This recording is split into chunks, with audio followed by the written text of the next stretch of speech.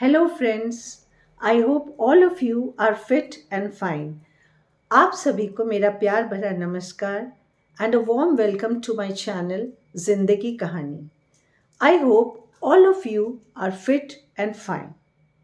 Friends, अगर आपको मेरा चैनल अच्छा लगता हो तो लाइक एंड सब्सक्राइब जरूर करिएगा. दोस्तों, कल मैं एक शादी अटेंड करने गई थी. पूर्व विधायक जी की बिटिया की शादी थी. आलीशान और शानदार. साज सज्जा से लेके आव भगत से लेके खाने पीने से लेकर सब कुछ बहुत ही अच्छा था.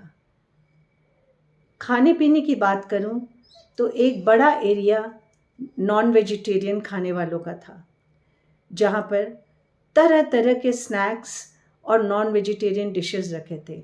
एक एरिया वेजिटेरियन था, जहां पर वेजिटेरियन स्नैक्स और वेजिटेरियन डिशेस रखे थे. अनगिनत डिशेस. साथ में छोटा एक बार भी था और उसी के बगल में चाय, कॉफ़ी, रबड़ी, केसर दूध इनका भी स्टॉल था. बच्चों के लिए भी अलग सा इंतज़ाम था. आइसक्रीम से लेके बच्चों के आइटम्स खूब सारे रखे थे. कोई कोर कसर नहीं रखी थी खाने में. मैं अपनी एक सहेली के साथ अपनी प्लेट, जिसमें मैंने अपने पसंद का खाना लिया, मेरी फ्रेंड ने लिया, हम खाने वाले एरिया में आ गए जहाँ पर टेबल्स रखी थी और उसके चारों ओर चेयर्स रखी थी. जहाँ हम बैठे थे उस टेबल पे 4 चेयर थी. हम दोनों ने वो 2 ऑक्यूपाई कर लिया. उतने में हमारे बगल के टेबल में, जिसमें कि 5-6 चेयर्स थी, एक ग्रुप ऑफ पीपल आए. कुछ लोग आए. मुझे नहीं पता वो फैमिली थे या फ्रेंड्स थे. उनमें से एक स्त्री ने आकर हमसे पूछा, क्या मैं ये 2 खाली चेयर ले जा सकती हूँ, हमें कम पड़ रही हैं. हमने कहा श्योर, व्हाई नॉट. तो वो थैंक यू बोल के उसने ले लिया चेयर. अब सब बैठ के खाने लगे. दोस्तों, कभी आप लोग के साथ भी ऐसा होता ही होगा ना कि जब हम खाने पीने बाहर जाते हैं, किसी होटल में, समारोह में, शादी ब्याह में, तो आसपास के लोग जो बातें करते हैं इतनी ज़ोर से करते हैं कि वो हमारे कानों में पड़ी जाती है. लिहाजा मेरे कानों में भी हमारे जिस बगल वाले टेबल में जो ग्रुप खा रहा था उनकी बात पड़ गई. उनमें से एक पुरुष ने कहा कि रीना, ये बिरयानी बिल्कुल बेकार है. इससे अच्छा तो मैं घर में ही बना लेता हूँ ना. जो भी स्त्री रीना होगी वो ज़रूर उनकी वाइफ ही होगी. तो उन्होंने हंसते हुए कहा, अरे, हलवाई को तो अपने दुकान की हर मिठाई अच्छी लगती है. पर जोक्स अपार्ट, आप वाकई में अच्छी बिरयानी बनाते हो. इससे तो लाख गुना अच्छी बनाते हो. And you know, I think the rice is not pure basmati. इसमें वैसी स्मेल भी नहीं आ रही, कोई अरोमा ही नहीं है बासमती की. और हाँ, तुम ठीक कह रहे हो, चिकन में मसाला घुसा ही नहीं है. चलो, जो है खाना तो पड़ेगा ही. फिर उनकी बातें चलती रही खाते पीते. एक लेडी ने कहा, अरे देखो, ये जो पनीर है ना, इस पनीर को मुझे लगता है ये मिलावटी पनीर है. थोड़ा हार्ड है, सॉफ्ट नहीं हुआ है और ठंडा भी हो गया है. अगर ये गरम गरम होता ना तो शायद अच्छा होता. मैं तो छोड़ रही हूँ, मैं तो नहीं खा पाऊँगी. हाँ हाँ, मत खाओ. जो नहीं अच्छा लगता है छोड़ दो, वही खाओ जो अच्छा लगता है. इतने में एक छोटी बच्ची वो बोल उठी, मम्मी, मुझे ये आइसक्रीम बिल्कुल नहीं अच्छी लग रही. उसकी मम्मी ने कहा, तो तुमने ली क्यों? इतनी ज़्यादा ले आई हो प्लेट पे. तुम्हारा लालच भी ना आइसक्रीम के पीछे मरी रहती हो. क्या करूं मम्मी, मैंने स्ट्रॉबेरी आइसक्रीम देखी, मैंने सोचा वही टेस्ट होगा जो बास्किन रॉबिन्स वाला होता है, पर ये तो बहुत ही गंदी है. ये लो, अब हमारे बच्चों का क्या कहें. इनको तो बास्किन रॉबिन्स या मैग्नम, इससे नीचे कुछ अच्छा लगता ही नहीं है. जाओ, वहाँ डस्टबिन पड़ा है, आइसक्रीम प्लेट सहित वहीं पर डाल दो और जाओ दूसरा ले आओ. मम्मी, कोई भी ले आऊं? जाओ बाबा जाओ, जो तुम्हें खाना है खाओ, मेरा दिमाग मत खाओ. उस बच्ची ने मेरे सामने ही थोड़ी दूर पे पड़े डस्टबिन में पूरा शायद 3-4 स्कूप आइसक्रीम होगा प्लेट सहित फेंक दिया. मुझे देख के बेहद दुख हुआ। दोस्तों, उस रात जब मैं घर लौटी तो मैं ये सोच रही थी कि शादी ब्याह में लोग जितना भी अच्छा खाना बनाए, जितना भी, चाहे बड़े से बड़े हो, मिडिल क्लास हो, गरीब हो, कोई भी खाना बनाए, जितने मेहमान आते हैं उनमें से आधे से ज़्यादा लोग किसी न किसी खाने की मीन मेख निकालते हैं। ऐसा क्यों? हर कोई अपने बेटे या बेटी की शादी में अपनी हैसियत से और अपनी खुशी से खाने पीने का इंतज़ाम करता है। कोई नहीं चाहता कि हमारे बच्चे के स्पेशल दिन, खास दिन, कोई भी पकवान लोगों को पसंद ना आए। पर क्या करें, शादी ब्याह में हर एक से पूछ के तो खाना नहीं बनाया जा सकता ना। तो आप लोग जब भी जाएं शादी ब्याह में खाने, जो आपकी पसंद का है वो लें। और एक विनती जो मेरी सबसे होती है, और आप ही से नहीं कह रही हूँ मैं अपने परिवार में भी कहती हूँ, अपने बच्चों को भी कहती हूँ, सबसे कहती हूँ, उतना ही लो पहले जितना आपको लगता है खा सकते हैं। और शर्माइए मत, अगर आपको वो चीज़ अच्छी लग रही है, दोबारा खाने का मन है तो दोबारा लीजिए, पर उतनी क्वांटिटी लीजिए जो बर्बाद ना करनी पड़े। आपसे किसी ने नहीं कहा है कि आप पकवान चखिए और उसका रिव्यू दीजिए। आप तो गए हैं शादी ब्याह में दूल्हा या दुल्हन को विश करने, अपना आशीर्वाद देने। आपकी इच्छा है, आपका मन है, आप स्नैक्स खाइए, आप डिनर खाइए, कुछ भी खाइए, पर उसे वेस्ट मत करिए और उसकी बुराई मत करिए।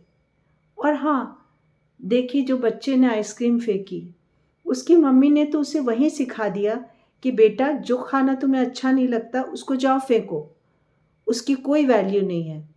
लेकिन अगर वही आइसक्रीम उसकी मम्मी ने अपने घर में ऑर्डर करके मंगाई होती या वहीं दुकान में जाके वो पे करके खा रहे होते, तो वो कभी उस आइसक्रीम को फेंकने नहीं देती, या तो खुद खा लेती या बांध करके ले जाती, जो भी हो, वेस्ट नहीं करती।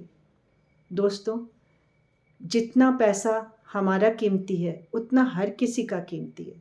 दूसरी बात, अन्न और खाने की बर्बादी हमें बच्चों को बचपन से ही सिखानी चाहिए कि कभी नहीं करनी चाहिए। आप घर से ही आदत डालिए कि पहले थोड़ा थोड़ा परोसिए, फिर चाहिए तो फिर ऊपर से डालिए। हम सबको पता है कि अन्न उगाने में कितनी मेहनत लगती है, फिर उसको घर घर पहुंचाने में हर को कितने पैसे कमाने पड़ते हैं। और तीसरी बात, एक गृहिणी कितने प्यार से पकाती है खाना, वैसे ही जो शादी ब्याह में दिन रात काम करते हैं कुक्स, वो भी खाना पका रहे हैं। उनकी मेहनत, जिसने खाने के इंतज़ाम किया है उसकी मेहनत, जिसने खाने के मसाले, अन्न, सब कुछ प्रोवाइड किया है उसके पैसे, सबकी मेहनत है। इन सब की कीमत है, इनके मेहनत की कीमत है, इनके सामान की कीमत है। हमें ये सब अपने बच्चों को बचपन से ही सिखाना चाहिए। और मैं देखती हूँ कि आजकल शादी ब्याह में लोग कम से कम 50-60 डिशेस टोटल मिला के बनाते हैं, जिसमें से हर एक मुश्किल से 8-10 ही चख पाता होगा। दोस्तों, क्या ये अच्छी बात नहीं है कि हम अपने घर के कोई भी समारोह में 8-10 डिशेस बनाएं, अच्छी बनाएं, और अपने सारे बच्चों को या अब रिक्वेस्ट ही कर लें सारे मेहमानों से कि वेस्ट ना करें। क्योंकि आजकल ऐसा भी है कि कुछ NGOs हैं जो बिना जूठा किए हुए खाना बच जाता है शादी ब्याह में, बर्थडे पार्टीज़ में, वो आके ले जाते हैं और उसके पैकेट्स बना के वो अनाथालय में गरीबों को बांटते हैं। ये एक अच्छी बात ही तो है। तो क्यों ना हम ऐसे भी उनको सहयोग कर सकते हैं। और ये बात तो बहुत ही गलत है कि हम जाके किसी के खाने की मीन मेख निकाल रहे हैं। फ्रेंड्स, भारत में तो खाना पीना हर ओकेशन की स्पेशलिटी है।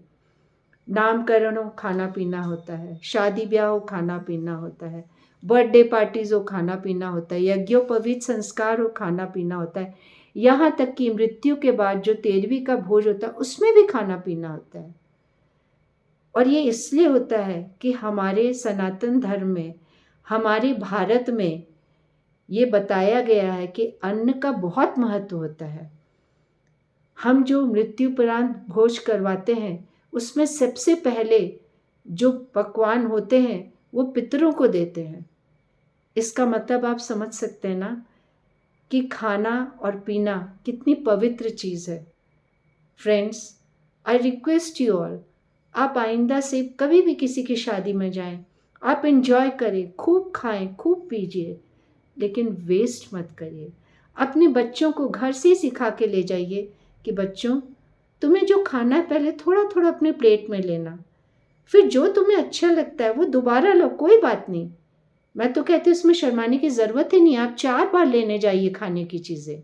किसी को पड़ी नहीं है वहाँ पर कि आपको ही देख रहा है। हम सोचते हैं लोग क्या सोचेंगे हम इतने बार खाना ले रहे हैं। ये मैं आपको बता दूँ, शादी ब्याह में किसी को पड़ी नहीं किसी को देखने की। सबको अपने खाने की पड़ी होती है, दुल्हन को लिफाफा देने की पड़ी होती है, बारात देखो और घर आओ। तो आप बिल्कुल बेशर्म ना हो, ये ना सोचें कि मुझे खाना वेस्ट करना ज़्यादा अच्छा है बजाय कि 2 बार खाना लेना। इसको बेशर्मी कहते हैं। बेशर्मी उसको नहीं कहते कि 4 बार खाना लेना। और एक बात, जो एनसीआर उसमें रहते हैं, जो बैंगलोर, मुंबई, बड़े बड़े शहरों में रहते हैं, वो ये जानते हैं कि वहाँ शादी ब्याह में प्लेट्स के हिसाब से पैसे लिए जाते हैं।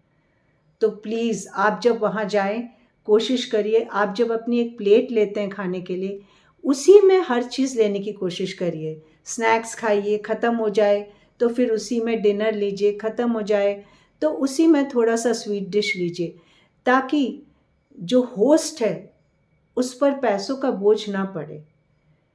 ये बात मैंने लास्ट ईयर रियलाइज़ की। मुझे ये बात नहीं पता थी। मुझे पहली बार पता चली जब मैं अपनी एक फ्रेंड की बेटी की शादी अटेंड करने गई।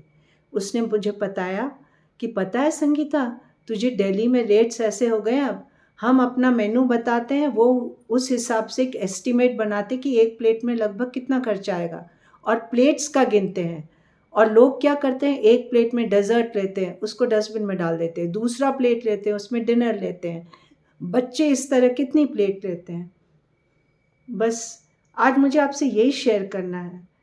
दोस्तों, शादी ब्याह हो, नामकरण हो, हर कुछ एन्जॉयमेंट के लिए होता है।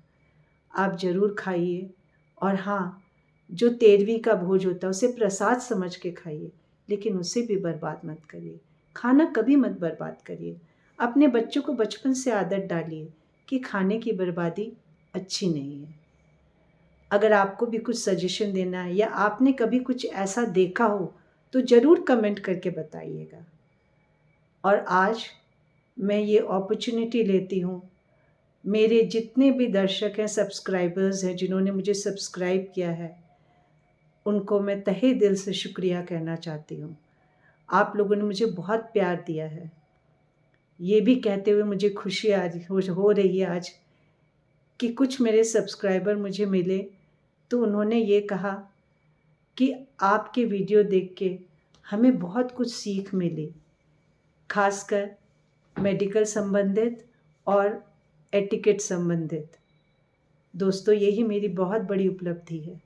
मेरे बहुत सारे फ्रेंड्स बोलते हैं कि तुम क्यों ये सब चैनल बनाती हो, तुम तो इतना कमाती हो। दोस्तों, कमाने के लिए नहीं ये चैनल बना रही हूँ। ये चैनल मेरी इच्छा थी बनाने की, क्योंकि शुरू से ही मैं ड्रामास, आकाशवाणी में प्रोग्राम देना करती आई हूँ। बस मैं चाहती हूँ कि थोड़ी अवेयरनेस बढ़े हर फील्ड में, थोड़ी मेडिकल में, थोड़ी सिविक सेंस में, थोड़ी एटिकेट्स में। बस मेरी यही कोशिश है, और ये कोशिश अगर 8-10 लोगों तक भी पहुंच जाए तो मेरा ये चैनल बनाना सार्थक है। Thank you friends, thank you so much for giving me your time.